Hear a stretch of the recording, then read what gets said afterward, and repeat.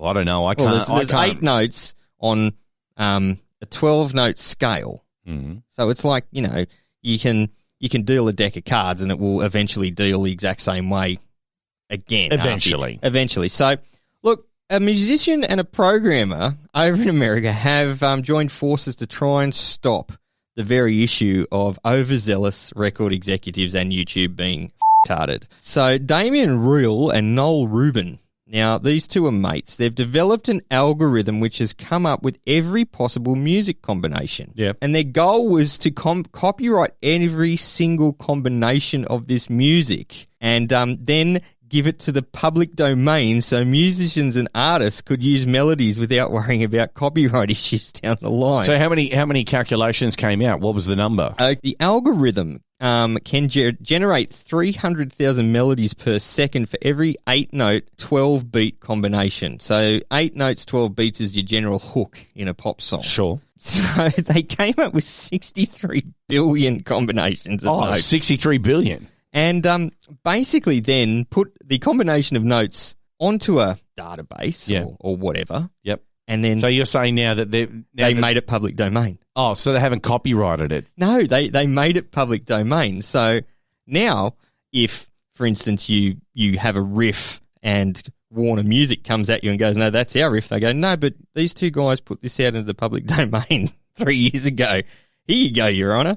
And you, Warner Music. Wow. So hang on a minute. So if anyone comes up with anything, right? Yeah. You come up with anything, are you able to just go ahead and release it and they can't do it hasn't been tried in court yet.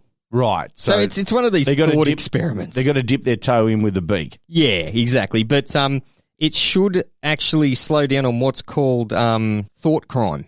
So what, sort of like 1984? Yeah. So George Orwell's 1984. So there's been reported cases where music companies have actually won copyright infringement cases in the courts by saying, "Oh, we believe that this person had heard this song on the radio and it influenced them unconsciously to write this song." Yep. And they've won. Wow. So this, I think, will really help with the unconscious plagiarism. So I was listening to the radio and heard, I don't know, what's an epic riff, like Smoke on the Water. Dun, dun, dun, dun, dun, dun, dun. And then I came up with something that was very similar but entirely different. And then the record companies come along and said, well, you've obviously heard Smoke on the Water, so therefore, in your unconscious, you were trying to copy Smoke on the Water. And the beak's like, case closed. No, I can do it. The beak's like, there's the gavel. Let the gavel go. All right, there's the gavel. There's the gavel. So these guys have gone, you know what? For shits and gigs, let's make up every possible combination of notes in a known universe and just let every have them. Wrapping up Speed Round, I want to talk about this quickly as a new study, and these scientists We've had a lot of studies tonight. A lot of studies. We've been very studious. Well, this is back towards the ridiculous side of things. Excellent. New study suggests that seagulls study human behaviours when trying to locate food. Researchers claim it's one of the first studies of this kind on non-domesticated animals. Oh, they're domesticated. Now, in the UK, the county of Cornwall, herring gulls are everywhere apparently, and they're big. So you wake up in the morning with them calling. You go to bed, they're still calling. Their feces are just always flooded over your house and your car and things like that, and you're often hit by shit just by walking around. Is that true? Yeah, they're huge. They're like the size of albatrosses over there, and they are in plague proportion. So, like, if you go get a fish and chip and go and try and sit on like a park bench or on a pier, you're done. They'll just swamp you. Like that scene in Home Alone 2 with the when she throws the stuff in the air. That's what it's like. Now, anyway, the herring gull is the most common variety of the bird. Many of us call them a seagull, okay, but they're not well liked. They're like the bin chicken over here. But bin chickens are different because they don't stalk you and then come at you. No. Here is the thing. Apparently, if you stare at the bird very intently, that look that Ice Cube has, that look where he just like, I'm going to kill you. I'm going to stick a gat up your ass. If you can develop that in yourself, then the birds will leave you alone. If you can eyeball each bird that's moving in for the kill to get themselves a chip, then you can eat in peace. So you got to work out your hood eye. Yeah, you got to get your hood eye on. Got to get your hood eye. Now, as you said, these birds are almost as big as albatrosses. Yeah, they're huge. But not bigger than Australian seagulls. However, though, I think Australian seagulls are actually more aggressive. But they're craftier, Australian seagulls. Oh, yeah. They're little. You know why? They've always got the one mate with one leg. Yes. He comes out in front, and then you turn to whoever you're having your fish and chips or your burger or whatever with, and you go, look, seagull's only got one leg. But see, then you've fallen for their trap, because while you're staring at old mate with one leg, 4 seagulls have come from behind and are like now just beak raping your chips. Yep. Beak raping your chips. Yep. Yeah, I went there. Oh, sorry. You've just given competition on this podcast to see whether or not beak raping your chips is the title of it. What did we say it was? Boxing on for box on for shit tickets. We'll leave that for the production meeting. We'll see how it goes. This is The Burble with Benny and Az. Speed ran over Az. Now, listen, apparently it's mandated by Apple. Like, look, what's not mandated by Apple these days, basically, is that bad guys, if you're a bad guy in a movie, if you're like the naughty person in the movie. Oh, the Hans Gruber. The Hans Gruber, like, for example, you're John Travolta stealing all that money in the taking of Pelham 123. You're the bad guy in any movie. You can't have an iPhone. Not in your personal life, because let's face it, we all have the iPhone. Look at your, that looks like they came off the bridge of the Starship Enterprise. It's a bit fancy, isn't it? It is. However, though, if you're in a movie, any movie, and they have to use a mobile phone, sorry, it can't be an Apple phone. You got to have an Android. You got to have an Android or something else. They don't want to be associated with bad guys. No. Shooting people and all that kind of stuff. They prefer everybody else to be the bad guy in terms of Apple. They'll give an iPhone to everyone except anyone in a movie. That's a bad guy. This isn't the first time this has happened. What do you mean? So, for the large steaming piles of crap that Michael Bay aborted out of his arsehole that were the Transformers movies, right? Those movies, they actually approached Ferrari and Lamborghini and some other large sports car manufacturers and said, we want to make Transformers out of your cars. Now, the distinct lack of Ferraris in the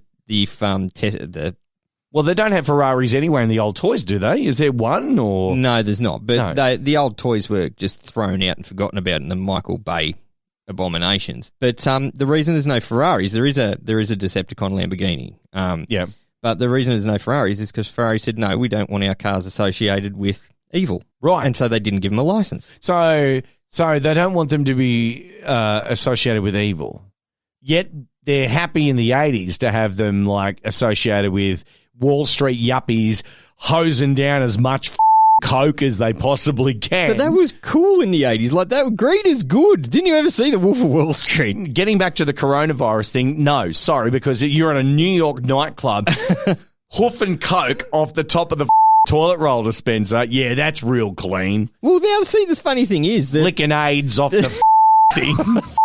the toilet paper in a toilet paper dispenser is more expensive than the coke these days. But anyway, this comes about because Rian Johnson, who directed that abortion of a film called The Last Jedi, which was episode 8 of Star Wars series. Well, I never saw any Jedis with a phone. No. Anyway, the reveal was made as Johnson was breaking down a pivotal scene from his most recent effort, which is called Knives Out. Okay? The scene is that was where a documentary with all the Star Wars fans. Chris Evans arrives at some household and all the main characters converge for the first time. Several characters are seen holding iPhones, including Jamie Lee Curtis, and one person without an adult product is Ransom. Right. So he's the Who character. the is Ransom? I don't know. Knives Out viewers know that Ransom apparently is the killer at the center of his murder mystery, which Because he means didn't have an iPhone. means that the character was prohibited from being featured in Knives Out with an iPhone. Because they don't want you having iPhones. Well, that's like an Agatha Christie style mystery, isn't it? Who's the bad guy? Now, Colonel Gaddafi, for example, like you got him like on the news, him playing Candy Crush on the iPhone. What messages are you sending out for Gaddafi? It's mixed message, really, isn't it? What messages is sending out if Saddam had him? Now, didn't Saddam get put on the end of a string before the iPhone came out? Oh, yeah. So who's the new bad guy? Who's the global? Trump. Huh? Trump. Right. There is an interesting little factoid about Trump. Now, they've kind of fixed it now, but back in the early days of the Trump administration, when the tweets were coming thick and fast. Oh, God, him and his now, tweets. on the mobile app in Twitter, Yeah. if you look at someone's tweet feed, you can actually see the tweet sent from Android, tweet sent from iPhone. Yes. Now, apparently, if you look at Trump's earlier tweets when he was president, there's both Androids and iPhones on there. Right. And the fact is that Apple don't produce a hardened, secure phone for the American government. But yeah, the hardened, secure, encrypted phones run on Android. Yep. So the actual real tweets coming from Donald Trump's addled brain are the Android ones, and the Apple ones are his staff trying to do damage control. I didn't know that. And that came out about 6 months into his presidency, and then all of a sudden it's just Trump and a tweet with no sent from iPhone or sent Just really from quickly, whatever. just back on phones really quickly, because I know that every teenage girl had one of these. A Motorola Razr. Remember them? Yeah. Right? And then there were memes They were of like ubiquitous. They were, and they're like memes of people trying to run like the screen across their wrist, Yeah. just basically going, Motorola's you're doing it wrong. But now they're back, and it's a folded screen, okay? And it runs on Android, or is it proprietary? No, it's Android. It's Android. Now, remember the Nokia abortion that they brought out, which was just Nokia stuff, and it wasn't on Android, and it didn't work with anything? Symbian OS. Yeah, remember that? Yep. Now, where did that get Nokia? Bankrupt. Bankrupt, of course. So the greatest company to ever come out of that country, that obviously, is it Finland, Sweden? Finland, is Lego. Yeah. Non-electronic plastic pieces of shit that can cut your foot open, parents, if left out. And are also almost as indestructible as early Nokia phones. Pretty much. Loose talk, even looser opinions. This is the best show on earth. This is The Burble. Theburble.com.au is where we are available. You can listen to every single podcast. By the way, it was nice to last week to trip back and to see exactly what we did for the demo of this. You know, it could have been this episode. It could have demoed it, all that kind of thing. But however, though, it was nice to just to trip back and hear how bad it was. Audio-wise, I mean, because we've made an effort now to make sure that the audio sounds... But, you know, the content is the same. Content is the same. We're Although we did have a couple of ads. Yeah, we're thinking of going back to the ads. I think we should. I mean, you just need to pull the yellow notepad out and start writing something down and then bring it to me. I make all the funny. I'm just the talent. You're the teetotaler. Offered him a beer before we recorded. Nah, I got me tea. Righto. Good for you, Dave Hughes. That can could have come from China. Whatever. Apple Podcasts is where we are. Spreaker. Download their app and you can get us on Spreaker. Spotify, iHeartRadio, Google Podcasts, CastBox, Deezer, Podcast Addict, and Podchaser. Basically, wherever you can get podcasts, we are there.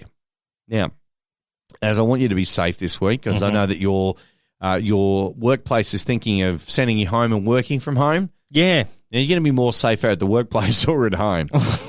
Is there going to be a webcam on you? Like if someone calls you to get assistance or that kind of thing, you're not going to go the unofficial. No, I'm going to put a little bit of black electrical tape over the webcam on my laptop just in case. Yeah. So basically, you can just fap at work. Well, I can work be professional in my underwear. You mean above the waist, below the waist? It's just like input. It could be anything you like. See, I'm actually more concerned with the fact that the fridge is full of beer. Have you ever worked from home before? Oh, occasionally. Yeah. I do a lot of overtime from home, but not actual work hours. See, the problem is I'm thinking, for instance, if they make the call on a Friday afternoon and say, don't come in on Monday, take your gear home, work from home to stop the spread of the virus. Yep. I'll start work, say 8:30 in the morning? Yeah. 8:41.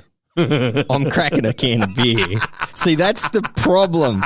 I don't think I have the self-control. And by 3 in the afternoon, I'll be like, I want, no, I'm going for a smoke. Just wait there for a minute. You can take the headset out the front. Look, I'm out the front of my house just having a dozen at the moment. And hang on. Look. Now, what did you want again? Now, Az is looking for a job by the time that this is released on podcast, so let us know. Theburble au@gmail.com. Please get in touch with us. Just send anything. Yeah. We love it when we get a little bit of content there, so just send it. If you want us to talk to you, if you want to be on this podcast, then by all means, give us your contact details. We'll give you a call. Yeah, it's got to be better than what we're coming up with. I'm Benny. I'm Az. And we're done. Is it over yet? The answer is yes. Oh, thank God for that. Hit us up on the socials and check us out at theburble.com.au. And don't forget to subscribe and share us with all your mates. Thank you for sharing. And here's the good news. They're back next week. Really? That's good news? It's great news. Here's the taste. This great idea.